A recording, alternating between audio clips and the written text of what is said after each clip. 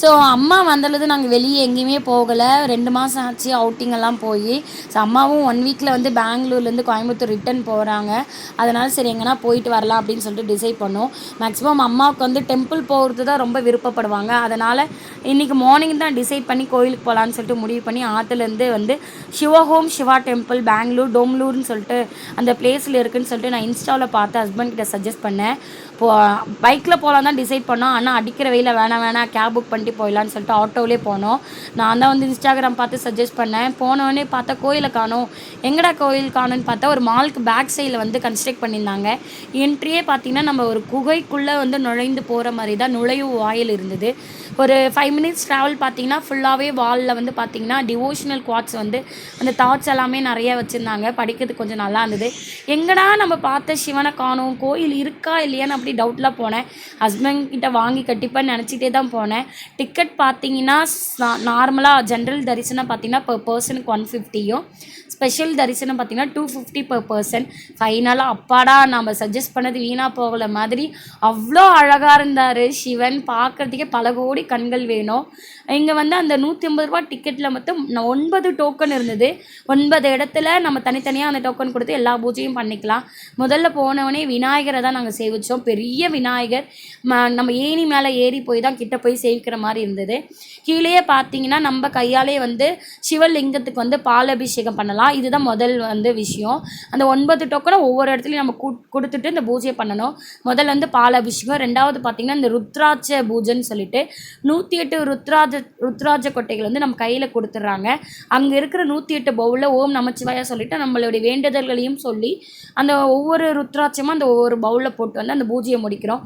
மூணாவது பார்த்தீங்கன்னா வந்து விக்னகரா த்ரெட்டுன்னு சொல்லிட்டு ஒரு ஆரஞ்சு கலர் கயிறு மாதிரி கொடுத்துருந்தாங்க. அதையுமே அங்கே இருக்கிற மரத்தில் வந்து நம்மளுடைய வேண்டுதலை வந்து ப்ரே பண்ணி அந்த மரத்தில் வந்து கட்டிட்டு வரலாம். நாலாவதாக பார்த்தீங்கன்னா வந்து ரக்ஷயா தாகான்னு சொல்லிட்டு ருத்ராட்சம் போட்டு நம்ம கையில் வந்து கயிறு கட்டுவோம் இல்லைங்களா, அந்த மாதிரி ஒன்று வந்து கட்டுறாங்க. அப்புறம் மகா யாக்னா பண்ணுறாங்க. அங்கேயே வந்து இந்த யாகம் பண்ணுறதுக்கு பொறி அந்த மாதிரி ஹோமத்துக்கு தேவையான பொருட்கள் வந்து இருக்குது. அதை நம்ம வாங்கி அந்த யாகம் பண்ணுற இதில் வந்து போட்டு நம்ம பூஜை பண்ணலாம். அதுக்கப்புறம் நவகிரக பூஜைன்னு சொல்லிட்டு ஒன்று பண்ணுறாங்க.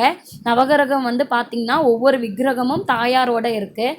அங்கே வந்து பண்ணலாம். அதுக்கப்புறம் அந்த ரிஷிகேஷ்ன்னு சொல்லிட்டு அமர்நாத் 5 தான் யாத்திரான்னு சொல்லிட்டு கேத்தர்நாத் அந்த மாதிரி ஒவ்வொரு பிளேஸ் இருக்குல்ல இல்லைங்களா, பத்ரிநாத் அமர்நாத் அப்படின்னு வட மாநிலத்து சைடில் பிரசித்தி பெற்ற சிவ ஆலயங்கள் இருக்கு இல்லைங்களா, அந்த கோயில் செட்டப் வந்து இவங்க வந்து கேத்தர்நாத் இது எல்லாமே வந்து அங்கே வச்சுருந்தாங்க.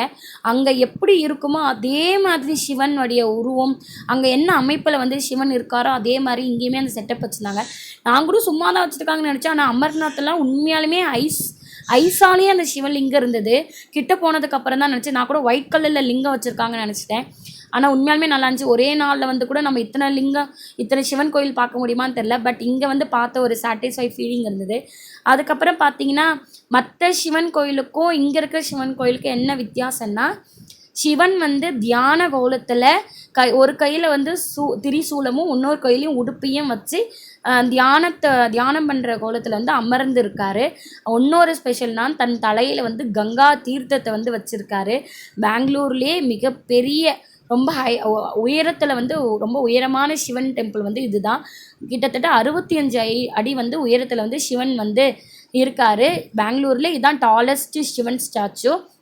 அதுக்கப்புறம் இன்னொன்று பார்த்திங்கன்னா பாரத் யோட்ரிலிங்கா யாத்ரான்னு சொல்லிட்டு நம்ம இந்தியாவில் இருக்கிற ஒவ்வொரு பிரசித்தி பெற்ற சிவன் ஆலயங்களை வந்து அங்கே வந்து வச்சுருந்தாங்க. இப்போ நம்ம தமிழ்நாட்டில் பார்த்திங்கன்னா ராமேஸ்வரம் அந்த மாதிரி ஒவ்வொரு ஸ்டேட் ஒரு டிஸ்ட்ரிக்டில் எங்கெங்கெல்லாம் பிரசித்தி பெற்ற சிவ ஆலயங்கள் இருக்கோ அது எல்லாமே வந்து ஒரு செட்டப் மாதிரி வச்சுருந்தாங்க. அங்கே எப்படி வந்து சிவன் வந்து லிங்கம் இருக்கோ அதே மாதிரி இங்கேயுமே இருந்தது. இதுவுமே நிறைய டிஃப்ரெண்ட்டாக பார்க்க முடிஞ்சது. குழந்தைங்களுக்குமே வெளியே போகிறதோட இங்கே வந்து நிறைய சொல்லி கொடுத்தோம். இதுதான் வந்து இப்படியெல்லாம் இருக்குது அப்படின்னு சொல்லிட்டு. ஃபைனலாக வந்து எல்லா பூஜையும் முடிச்சுட்டு சிவன்கிட்ட வந்து பார்க்கும்போது அப்படி ஒரு பிரமிப்பு, அப்படி ஒரு ஆச்சரியம். எல்லாமே ஒரு நிமிஷம் மறந்து போய் அப்படியே கண்ணை வந்து மூடாமல் பார்க்குற மாதிரி அவ்வளோ பெரிய சிவலிங்கம். அதுக்கப்புறம் கிட்ட வந்து பார்த்திங்கன்னா ஒரு மிராக்கிள் காயின் கொடுத்தாங்க. அதுக்கப்புறம் ஒரு கேண்டில் கொடுத்தாங்க.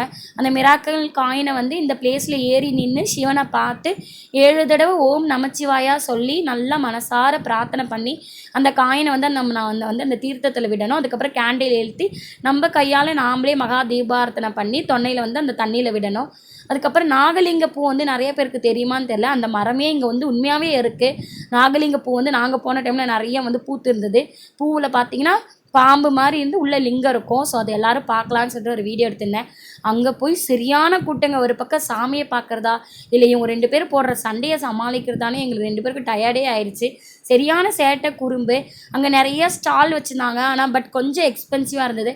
ஆனால் அமிதேஷ் இந்த விட்னேஜ் கார்னு சொல்லிட்டு இந்த ரைட் நான் போயே ஆகணும்னு ஒத்த காலில் நின்று கடைசியாக அடமுடிச்சு போயிட்டான்.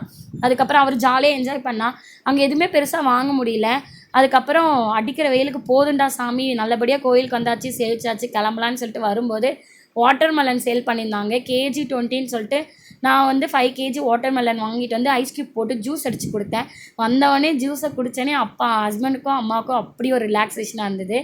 அங்கே வந்து பார்த்தீங்கன்னா நான் ஒன்று தாங்க ஆசைப்பட்டேன், 2 பேரையும் எடுத்து வச்சுட்டு ஒரு ஃபோட்டோ எடுக்கணுன்னு. ஆனால் என்கிட்ட தூக்குனதுக்கப்புறமும் 2 பேரும் சண்டை போட ஆரம்பிச்சிட்டாங்க. போங்கடா ஃபோட்டோவும் வேணாம் ஒன்றும் வேணான்னு சொல்லிட்டு சிவனை மட்டும் ரொம்ப நேரம் இருந்து அங்கே கொஞ்சம் தியானம் பண்ணிவிட்டு நல்லா பார்த்துட்டு வந்தோம். 2 பேருமே க்யூட்டான அவுட்ஃபிட்டில் தான் கூப்பிட்டு போனோம்.